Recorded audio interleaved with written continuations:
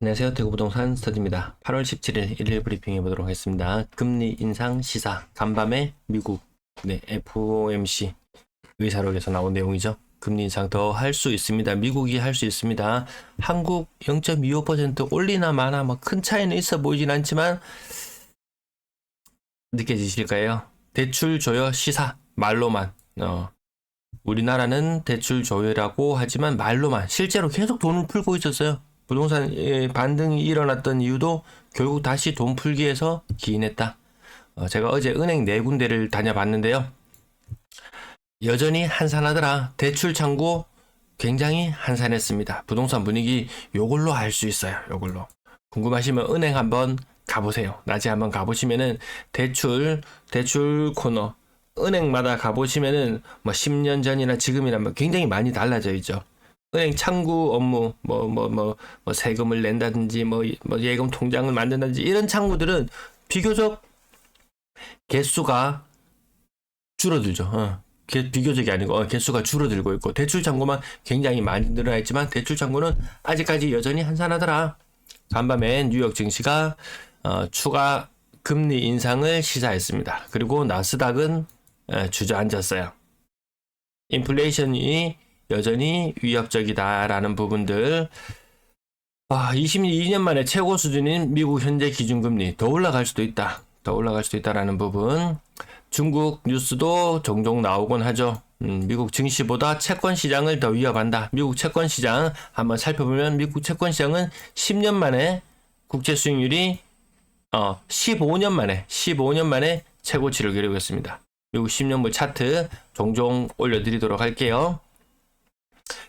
간밤에 최고치, 마감은 4.258로 마감을 했다고 하네요. 10년 동안 4% 이상의 금리가 유지된다. 지금은 미국이 5.5%니까 이게 줄어들더라도 10년 평균으로 잡으면 10년 후에는 기준금리가 3.5 정도 될 수도 있겠다. 이렇게 생각해 보시면 지금 있는 위치 4.23%, 4.23% 정도라고 생각하면 향후 10년간 고금리 지속될 수 있다. 늘어나는 가계부채에 정부가 가계부채 리스크를 점점 커진다는 부분을 점검하고 고삐를 진다고 말은 이렇게 하는데 자꾸 우회로를 만들어 놓더라. 미국이 야 너는 천조국 아니냐, 천조국 부채가 천조국 아니냐 무진장 찍어내죠. 미국이 위기가 올 수 있다. 돈 너무 많이 풀어서. 그러면 우려하는 것이 미국이 재채기만 해도 한국은 독감을 걸린다 이런 이야기처럼 우리 위험한 부분도 생각은 하고 있어야 됩니다. 미국 10년물 채권금리 거기에 가봤어요. 의견 나누는 곳에 가봤습니다. 10년물 채권금리 오르면 끝장이다. 이런 사람도 있어요. 계속 이런 걸 다른 사람도 있어요. 4.7까지도 생각하고 있습니다. 지용문이 열렸다. 어느 분이 말했습니다. 4.1을 넘기면 저금리 시대의 종말이라고. 지금 이제 계속 높은 금리 상태를 유지하는데 계속 집값을 떠받칠 수 있을까? 이런 부분도 한번 생각해 볼 필요는 있겠고요. 언론에서 금리 인상 끝났다. 이제 내릴 일만 남았다. 그러면 이 언론의 예민한 서학개미들 순매수 1위가 장기채 3배래요. 30년물 3배. 이런 거 투자하면 이 골로 가는 거 아실 거예요. 제가 지난번에 몇 번 나눠서 설명을 드렸었죠. 중국은 부동산 때문에 망하고 미국은 돈 찍기 때문에 망하려나. 그 다음에 나스닥 관에 못을 박으러 간다. 증시가 다시 안 좋아질 수 있다.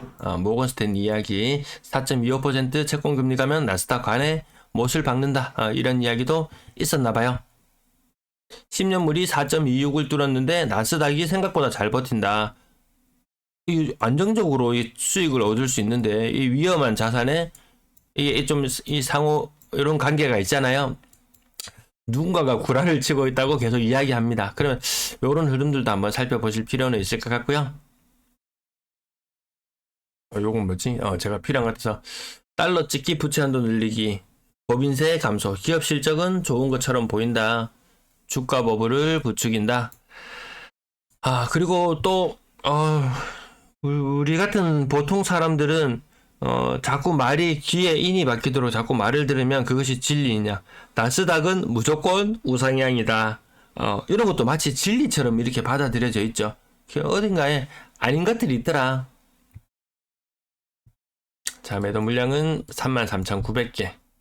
그 전세 물량이 8,600개인데요. 제가 요게 과거의 수준까지 떨어져야 된다. 지금 요 수준 한 5,000개 수준까지 정도 떨어지면은 임대인 임차인 좀 팽팽하게 갈 것이다. 뭐 그런 말씀드리고, 여기 지금 6,000건 임차인 우위 시장, 4,500건이 임대인 우위 시장. 그렇게 말하는 근거는 이 전세 거래량 곱하기 3배수 정도 되면은, 그렇죠. 여기 1,700건 올해 평균 지금 거래량은, 전세 거래량이 월 평균 거래량이 1,700건 정도 나와요. 그럼 곱하기 3을 해보면 대략 한 5,000건 정도 나오겠죠. 5,000건 정도. 그럼 4,500건 임대 우위 그러죠. 5,000건 정도 수준으로 전세 매물이 나와주면은 임대인이 조금 우위로 설 수 있지만, 지금 매물이 8,600이에요. 8,600이. 많이 임차인 우위 시장이에요. 많이 임차인 우위 시장입니다. 간밤에, 지난날에 코픽스 금리가 0.01% 떨어졌대요. 그래서 시중금리 떨어진다고 뉴스가 나오죠. 이 코픽스 금리 지난 2달 동안 많이 올랐었거든요. 0.01% 떨어졌는 거 반영되어 봐야 얼마 안 돼요. 시중금리 무섭습니다. 대출 청구 한산합니다. 월세 물량 무진장 많은 거예요.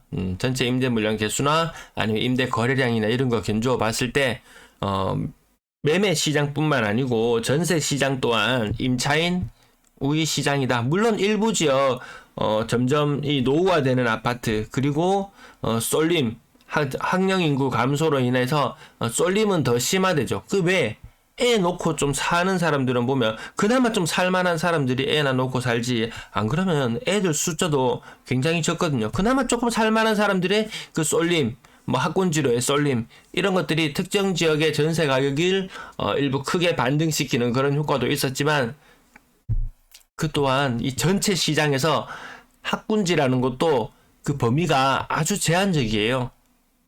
그 학군지, 그 좁은 범위의 시장이 전체 시장을 이끌어갈 수는 없습니다. 아파트 거래량 146건, 현재 1,804건이고요. 여기 제가 요 숫자 제가 지난날에 뭘로 써놨는지 기억나시나요? 150건. 85 플러스 85 이틀치 거래량이 모였던 것을 합치면 170이나 되죠. 근데 희한하게도 이틀치 거래량이 모이고 휴일이 지나고 나면 요 두 개의 숫자를 합친 숫자보다 더 작은 수치. 그래서 저는 150을 예상을 했었는데 146건 얼추 예상치하고 비슷하게 흘러갑니다. 그러면 이거 지금 월 말에 거래량이 어느 정도 수준이 될 것인가? 지난달에 봤을 때 거래량, 거래일수 남은 날짜를 쭉 해보면요, 여기서 한 100건 정도 더 플러스 됩니다. 100건 정도. 1804에서 100건 정도 더 플러스가 돼요. 거래일수가 조금 더 있기 때문에 조금 더 플러스를 해서 1950건 정도 수준. 거래량 1950건 수준이에요. 힘있게 치고 올라가지 못하죠. 가을이 되면 치고 올라간다 라고 이야기하는 분도 계신 것 같아요. 근데 여기 휴일 날수가 비슷한 날, 지난달과 이렇게 견주어 봤을 때 거래량이 치고 나가는 느낌 8월 달에도 들지 않을 거예요. 범위 SK뷰 고점 대비 한 10% 정도밖에 안 떨어졌고, 이야 대단해요 라고 이야기합니다. 그래서 이력을 한번 찾아봅니다. 2017년도 거는 좀 제껴놓고 2008년도 가격을 한번 보면 13억 수준에서 17억 5천 수준까지 많이 올랐어요. 많이 올랐는데 13억짜리가 17억으로 거의 한 40%? 한 40% 가까이 올랐어요. 이 대구에서 잘 나가는 아파트잖아요. 범어 SK뷰 47평형이에요. 그래서 제가 부산에 있는 W를 가지고 와봤어요.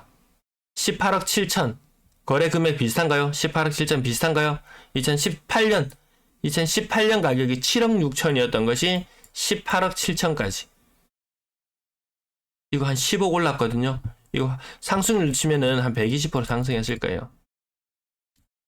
여기까지는 아니더라도 부산에서 어느 정도 대형 평형에 가장 좀 잘 나간다는 아파트 지역 보면 2018년 가격 대비 기준으로 했을 때 제일 잘 나가는 곳은 한 100% 상승, 이런 거 좀 드물고요. 제일 잘 나가는 곳이 한 80%, 그 다음이 한 60% 정도 상승을 했어요. 대구 상승률 얼마? 40%. 다른 지역에 이 돈 가지고 다른 데 투자했으면은 훨씬 더 나은 수익을 거둘 수 있었다. 대구는 투자서로서 그렇게 매력적인 곳은 아니더라. 대구로 놓고 대구 안에서 특정 지역을 봤을 때 그 지역이 조금 더 우위다 아니다 이렇게 논할 수는 있지만 전국에서 봤을 때 전국에 있는 투자자들이 몰려들 만큼 매력적이지는 않은 것 같더라. 두산 리도제니스 몇몇 아파트들 굉장히 비싸게 비싼 거래 여전히 이어지고 있습니다. 대형 평형들.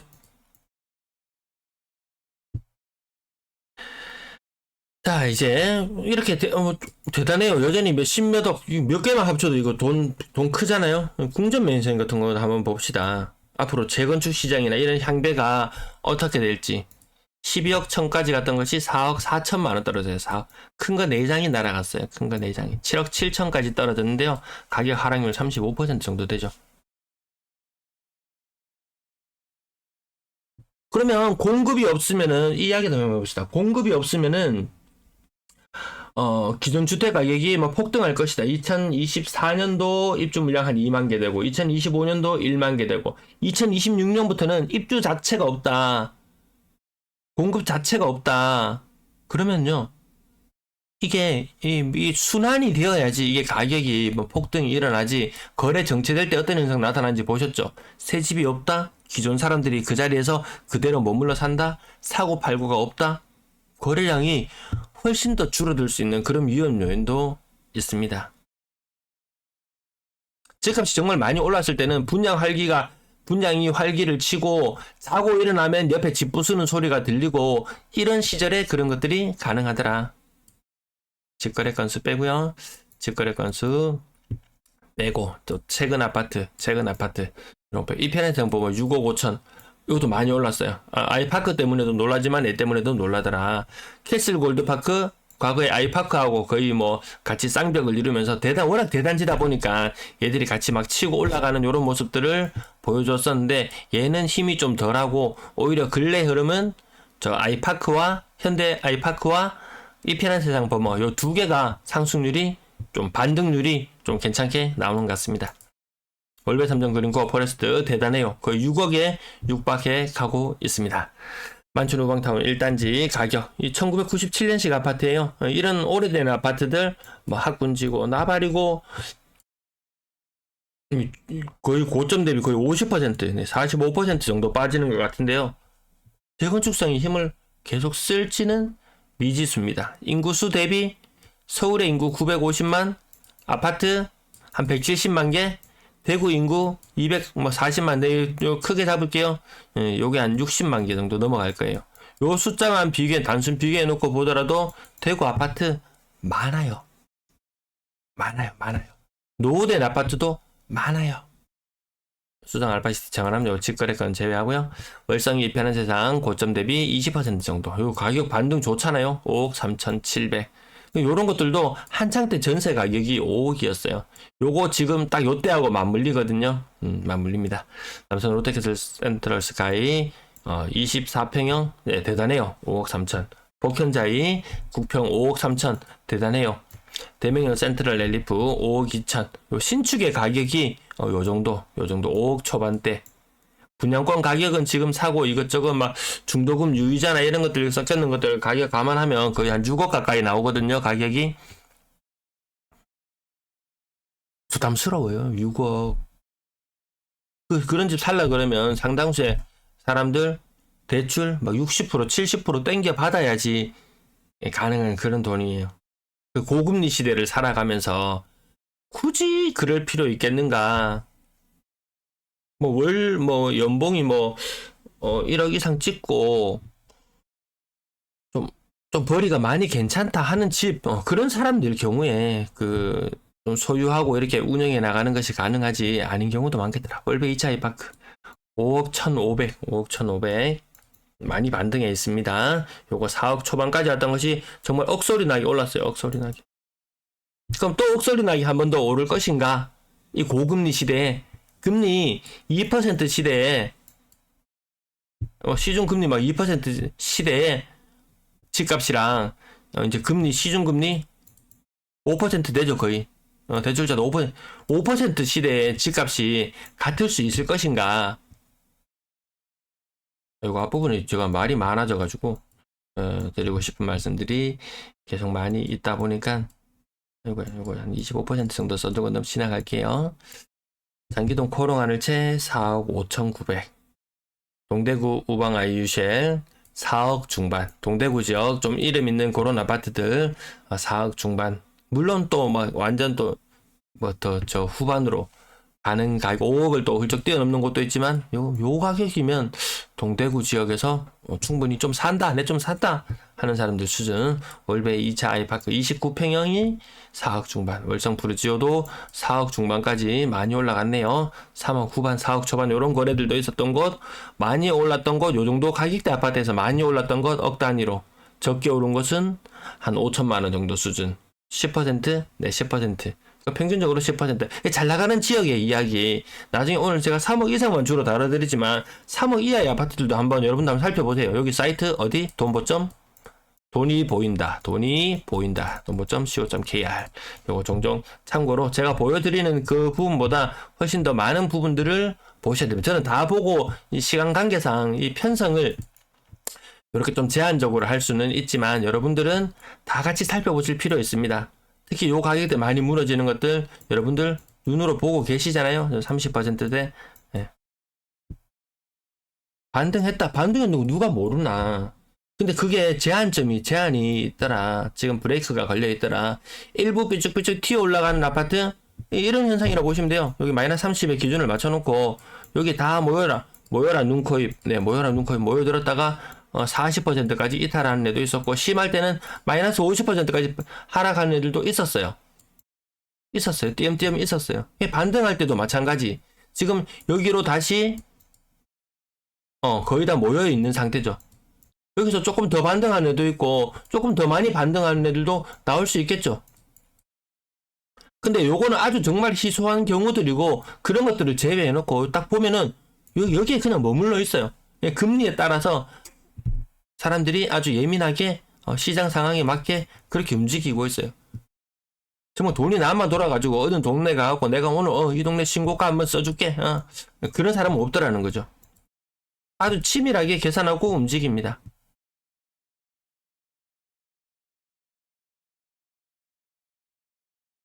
강인형 모야이가 바퀴뷰 이게 좀 심한데요. 나 이거 사러 갈까? 강인형 모야이가 바퀴뷰 고점 대비 40%. 이거 완전 신축이에요. 이거 2019년식 아파트예요. 와, 마이너스 40%? 3억 5천? 평당 1,000만원?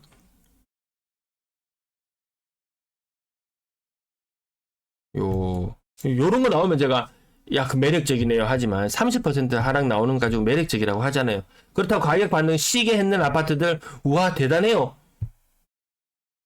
매력적이네요. 이야기하지 않죠. 여기 아이파크 어디 갔지? 근데 이런 아파트들 마이너스 40% 갔을 때는 매력적이라고 외쳤어요. 매력적이라고 외쳤어요. 근데 지금 마이너스 20%가 된 이 시점에서 우와 대단해요. 매력적이에요. 여기서 1억만 더 오르면은 거의 전고점을 간다고 쳐봅시다. 이 금리하고 견주어 봤을 때 시장이 이렇게 움직이지 않다라는 거죠. 아이고 앞부분 좀 뒷부분 말 좀 줄일게요. 네, 거의 30%다 하락하고 있다는 부분들 기억해 주시면 될 거예요. 아파트 오래된 아파트들은 점점 더 처참해지고 있어요. 건당 거래 대금이 8월달 들어서 제가 요거 지난번에 누락시켰다가 안 나타났는데 부산도 그렇고 대구도 그렇고 갑자기 얘가 팍 꺾였어요. 팍 꺾였어요. 특례의 효과가 거의 다 해간다. 그리고 반등 많이 했는 아파트 더 이상 비싼 값 주고 사주지 않겠다. 거래량 꼭지를 찍고 내려간다면 추후에 줄어든다면 이거 감당 대응하시는 것도 지금 사시는 분들은 그때 또 팔 각오로 샀던 사람은 그때 어떻게 할 건지 대응하는 방법도 한번 생각해 봐야 될 거예요. 뭐 하루 이틀 보고 장사합니까? 6억 이상 아파트 대단해요 라는 그 아파트들 그렇게 많이 거래되고 있지만 거래 건수 자체가 지금 90% 이상 완료된 시점에서 비싼 아파트 사는 사람들도 야 잠깐만 지금 사서 내가 판다면 2년 후에 판다면 고금리가 지속되는 이 시장 분위기 속에서 야, 길게 보고 하는 사람은 안 말리겠죠. 길게 보고 짧게 보고 치고 빠진다? 아이고, 쉽지 않아 보입니다.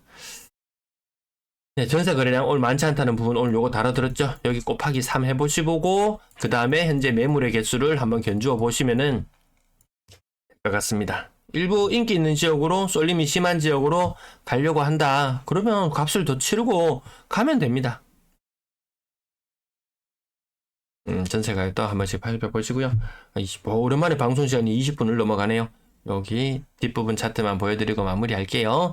4억 이상 전세가 일부 반등하는 현상도 보이기도 하네요. 금리가 한 번 더 올린다면 과연 힘있게 갈 수 있을까? 힘있게 갈 수 있을까? 네, 시청 감사합니다.